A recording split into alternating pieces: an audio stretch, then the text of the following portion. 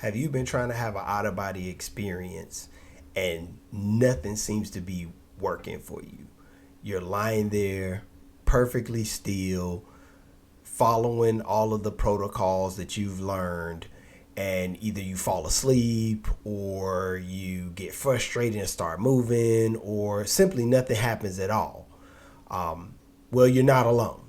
And I can tell you that from experience, and I've been doing this for about a year now. And even now, I still have some difficulty at sometimes um, being able to accomplish that out of body state.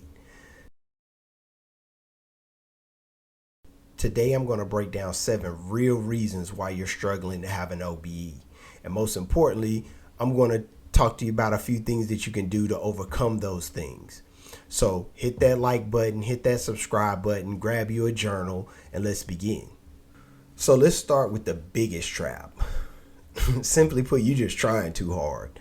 I did the same thing in the beginning when I first started practicing the method, and it was a tension and an anxiety around trying. I was wanting to do everything right and making sure that I did all of the steps correctly, and if it didn't work, I'm getting frustrated. But mostly it was because I was just trying too hard. Out of body experiences are a delicate balance between effort and letting go. And like I said in my previous video, it wasn't until my wife had told me, like, hey, you need to calm down and stop getting frustrated because you're lowering your vibration, you're lowering your frequency, which ultimately makes it more difficult to have that out of body experience. So in this situation, what you want to do is shift your mindset.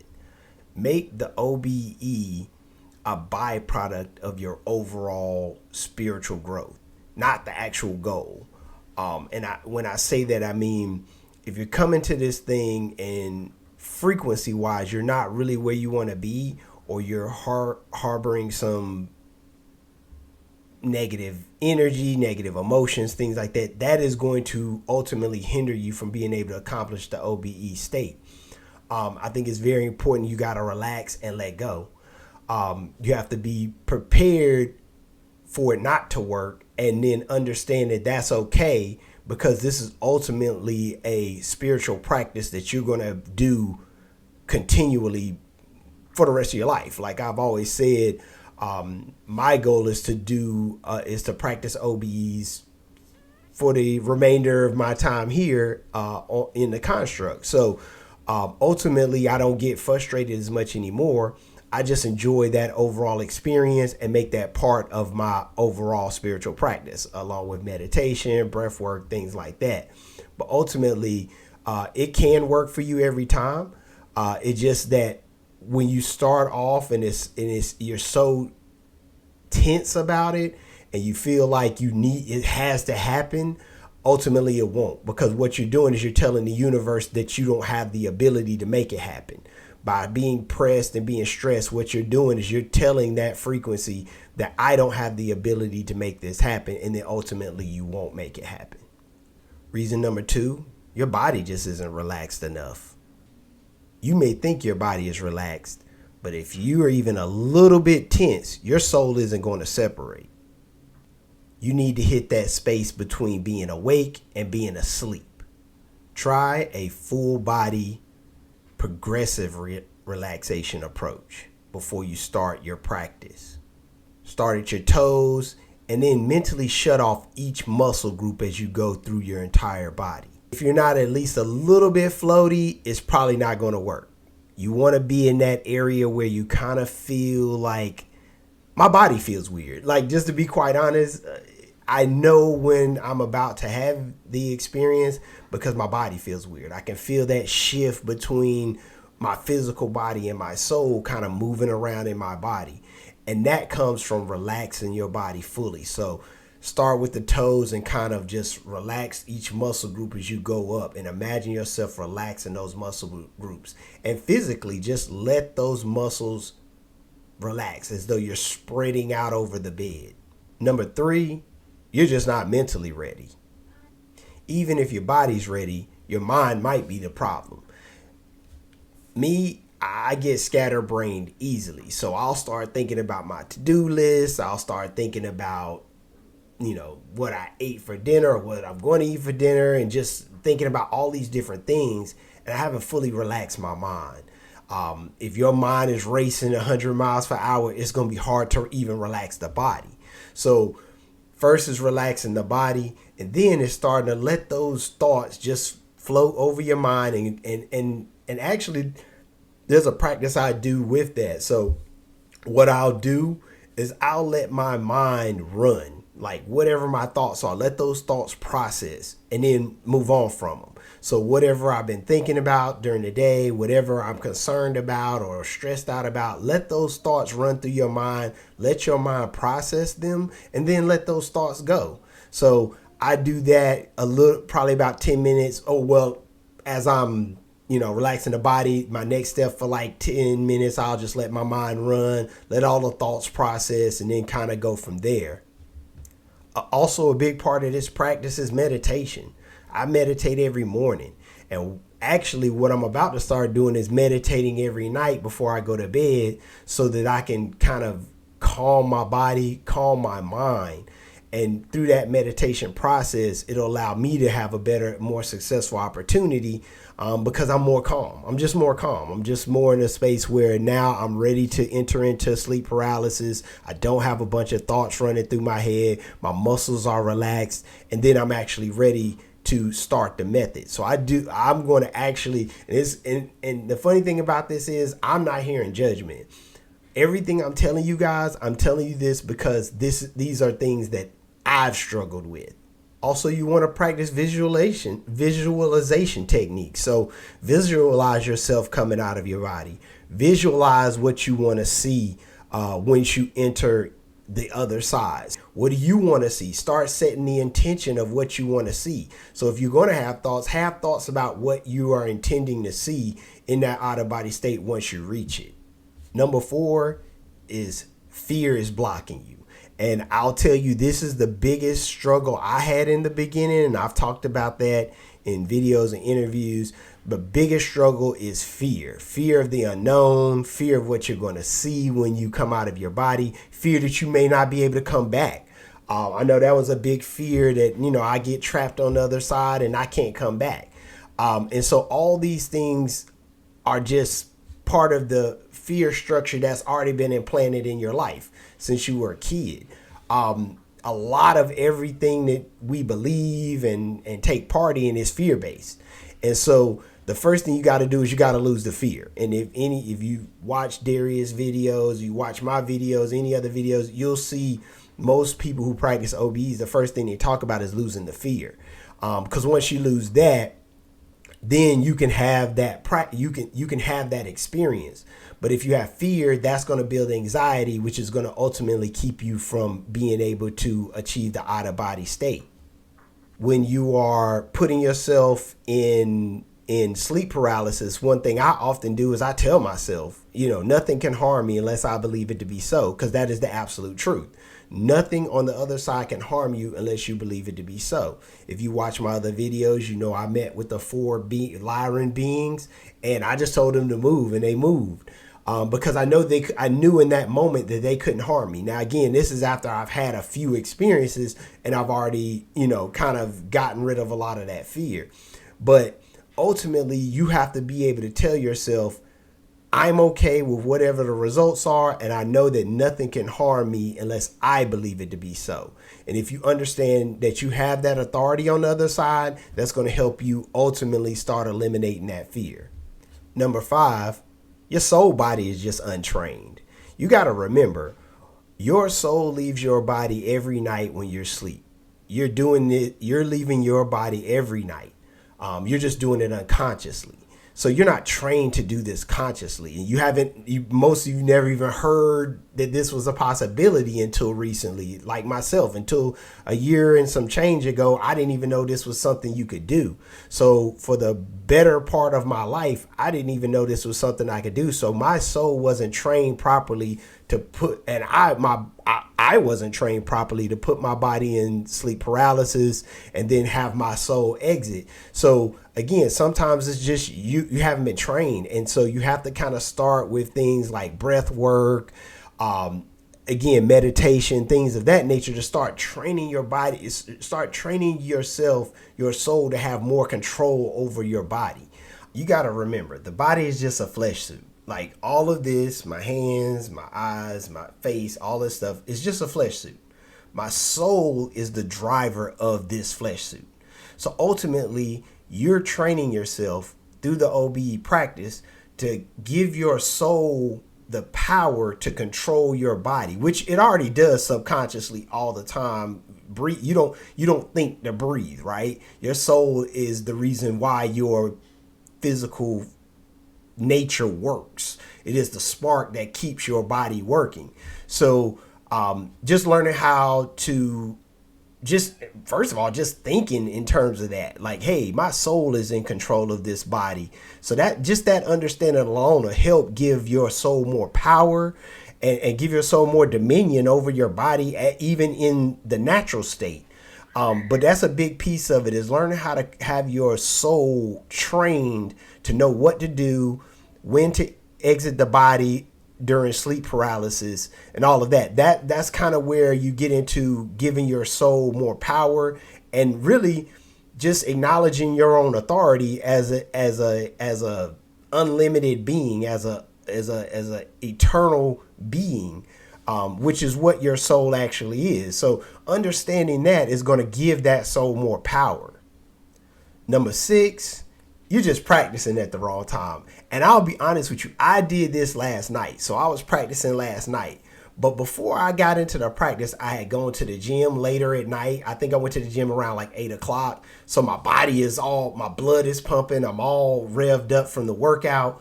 And then I tried to come home and calm myself down. I ended up not even getting to sleep till about midnight. And at that point, it's a little too, like, you don't have as much time to go into the delta levels of sleep and be able to have that time to put your body in sleep paralysis. So give yourself more time. Make sure you're cognizant of when you're trying to go into sleep paralysis and when you're trying to have an OBE. Be real conscious of your timing, right? So normally when I've been successful, I usually start at like 9 or 9:30. I've had a full day. I'm starting to break down my rest, break down my evening. I've eaten already. I don't drink anything that's going to give me caffeine. I'm typically drinking water with a little bit of salt in it. And I'm starting to prepare my body early for that journey. And so, again, one of the biggest things you can do is make sure the timing is correct so that you have enough time to go into those delta levels of sleep, put your body in sleep paralysis so you can have that out-of-body experience. Another thing you can do is you can do more early morning sessions. So sometimes when I've been successful, what I've done is I'll try right before I go to bed, fall asleep, but I'll set an alarm clock for like 3:30 a.m. And then from there, when I wake up, I'm still halfway asleep, halfway awake. And then I'll get up, use the bathroom or something real quick just to make sure I'm okay, come back and then try the process again at that time. Now, I know that's tough because you're thinking like it's 3 a.m. I don't want to have to do all that. But again, if it's that important to you, you're going to want to make sure that you give yourself every opportunity to have that experience. So like I said, one of the things that I do is I'll set my alarm clock for like 3:30. So I'll try at night. And then if I fall asleep or it doesn't work, I don't get frustrated. I just go to sleep regular. And then my alarm clock wakes me up at 3 or 3:30. And then I'll try again at that time. And I've had success with a couple of my experiences doing it that way. As a matter of fact, the one that I had where I was in my house and I was actually able to walk around my house. I think in the video it says I finally did it. It's the video label I finally did it. That one I actually tried, went to sleep, set my alarm clock. I woke up at like 3:30 and then tried it again, and I was able to successfully have my soul come out of my body. So if it doesn't work when you're trying to do it right before bed because maybe you got in later or you weren't able to get started early enough, set your alarm clock for early in the morning, 2 a.m. to 4 a.m. And then when you wake up, then try the process at that point. So again, try to put yourself in sleep paralysis, and then at that point you should have a little bit easier time exiting the body. Now, number 7, I'm gonna be totally honest with you. I'm guilty of number 7, and number 7 is just not being consistent. You can't try it one time and then it don't work, and then I'll try it again a month from now or whatever, and expect it to be just something you can turn on and turn off. Remember, you haven't been doing this your whole life. So ultimately, you're training yourself to do. This is a training. This is an actual practice. So this isn't something you just gonna do one time. And let me not say that, because some people can do it just one time. Some people have this natural ability. Some people don't.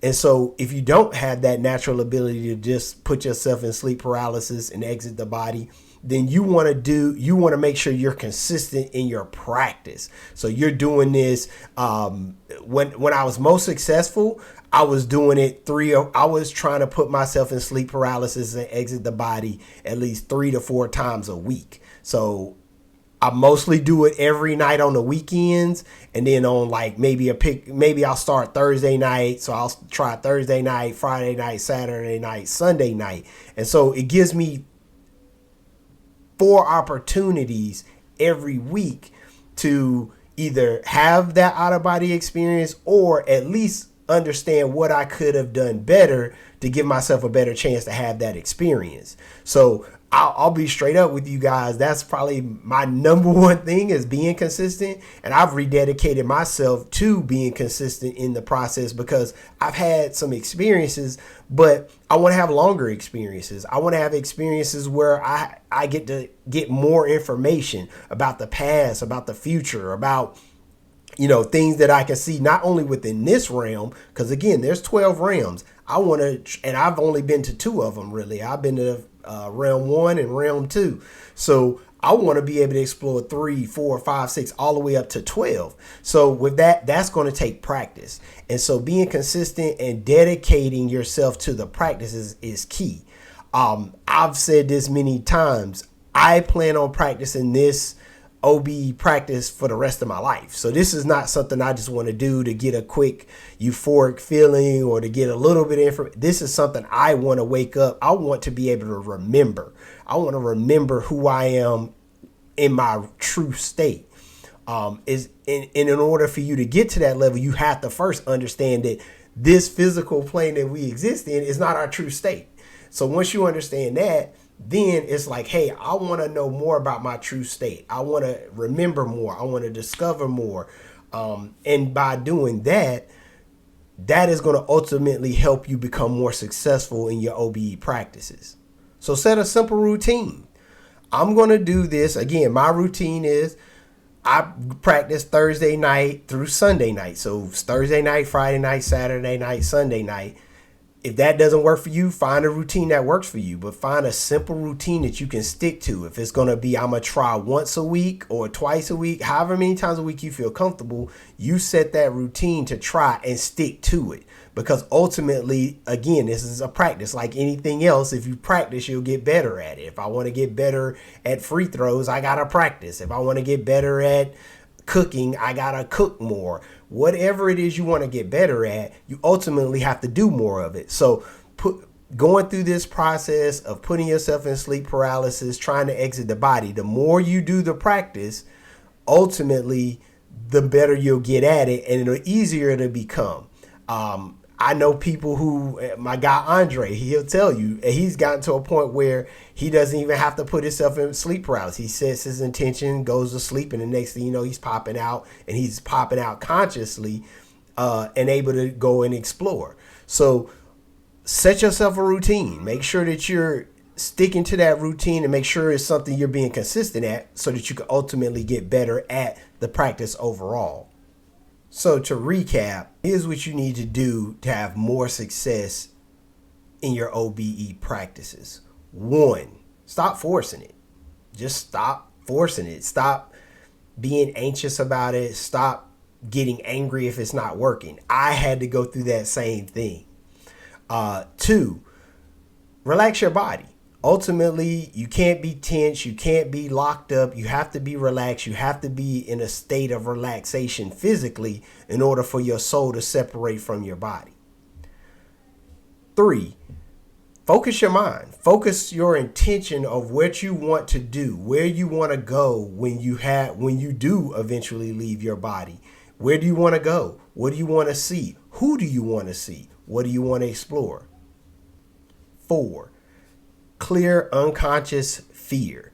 Get rid of the fear. You will never be able to have an out-of-body experience if you are full of fear. So ultimately, you got to get rid of the fear. And just be real, it's going to be natural that you'll have that fear. I had it for a long time until I didn't get my first experience for 6 weeks after practicing, simply because I was full of fear. I had set up belief systems that had me in fear and just fearful, even unconsciously. So even after a while, when those things were the belief system started to fade away, I had this unconscious fear. So I had to get rid of that, and having that first experience helped with that. But then ultimately just telling myself nothing can harm me unless I believe so, because that's just the truth. Nothing can harm you. No, that is the law of the universe. No soul can harm another soul.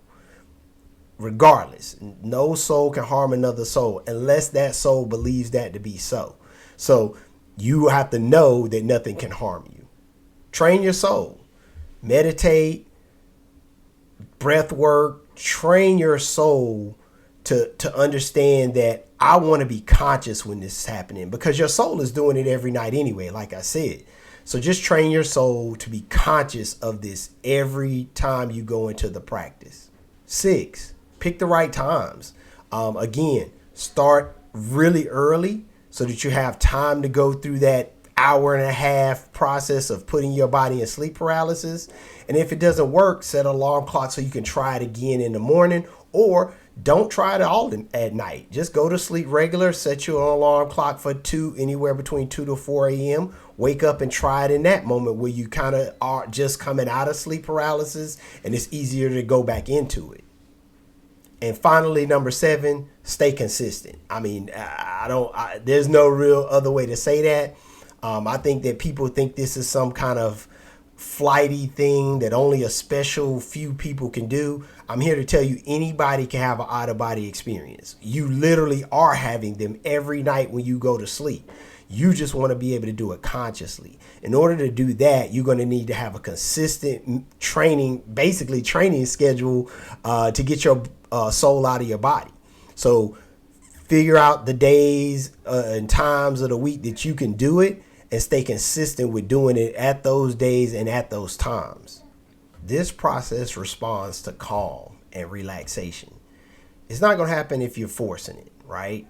So follow these steps. Again, I wanted to spend this time with you guys to let you know that you're not the only ones that are struggling with trying to achieve the out-of-body state. I struggled with it before. I even struggle with it today. Again, I've broken some of the rules that I'm telling you, which is why I know they are rules. So for me, that consistency piece was huge. And I had to figure that out for myself. And so I said, hey, I'm going to be more consistent in my practice. But if any one of these 7 things that you're dealing with, this is how you're going to be able to overcome them and ultimately achieve that out-of-body experience. If this video has helped you, hit that like button, hit that subscribe button. And most importantly, in the comments, tell me what are some of you guys' biggest challenges in achieving an out-of-body state. I love to, and I will obviously reply to those, because I want to make sure that I'm engaging with you guys and giving you guys pointers and stuff that's helped me. Now, again, I'm not the authority. I haven't been doing this for 20 years. I've only been doing it for like a year. I've had 6 or 7 experiences, and so I have some insight, but ultimately we can talk about it. And if there's some things that you even have, some tips you even have that have helped you, drop those below in the comments so that way we can share this and grow this community and make sure that everybody's getting that opportunity to really learn more about the OBE experience and how they can participate in it. Until next time, stay curious and keep remembering. Peace and blessings.